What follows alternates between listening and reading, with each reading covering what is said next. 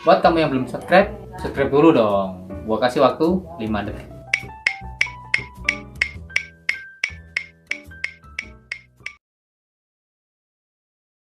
Apa saja Ustaz wirid antum?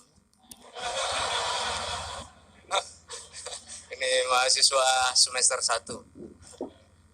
Saya ketika dibawa ke GLBK Gelora Bandung Lautan Api, ketika itu bergemuruh katanya 100.000 orang.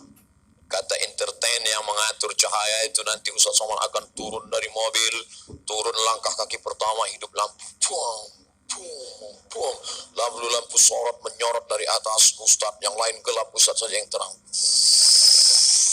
Nanti akan turun kain, lalu kembang-kembang api. Saya pun begitu pedenya, begitu sampai di sana hujan lebat, mati semua.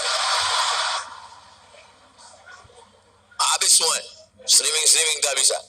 Kemana tempat berpegang? Panitia terdengar suara, gimana ganti, gimana kopi, padam semua, mati semua.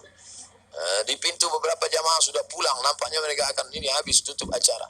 Disitulah satu-satunya berpegang, Allahumma salli ala Sayyidina Muhammad wa ala ali Muhammad. Karena Abu Somad banyak dosa, tak mungkin dekat kepada Allah, maka meminta kepada Rasulullah. Tapi saya tak minta kepada Nabi, bertawassul, mohon kepada Allah. Allahumma salli ala Sayyidina Muhammad. Ada juga yang zikirnya subhanallah, subhanallah, silakan. Yang zikirnya la ilallah, silakan. Tapi saya pribadi banyak berselawat. Allahumma salli ala Sayyidina Muhammad wa ala ali Muhammad. Allahumma salli ala Sayyidina Muhammad. Jadi tidak selamanya kalau mulut saya kawan kamera itu selawat. Kadang saya ngomong juga, cuman airportnya saya buat, ya sebentar, ya disangka orang solawat. Tapi saya kira bukan karena solawat itu. Tapi karena doa almarhumah ibu. Mungkin itu. Oleh sebab itu yang masih punya ibu, adik-adikku sekalian, doa yang makbul itu adalah ibu. Pulang dari sini, cium tangannya, beli pakaian yang paling dia suka, cari makanan yang paling dia senang, senangkan hatinya. Kalau dia masih hidup, doanya akan membuka pintu-pintu.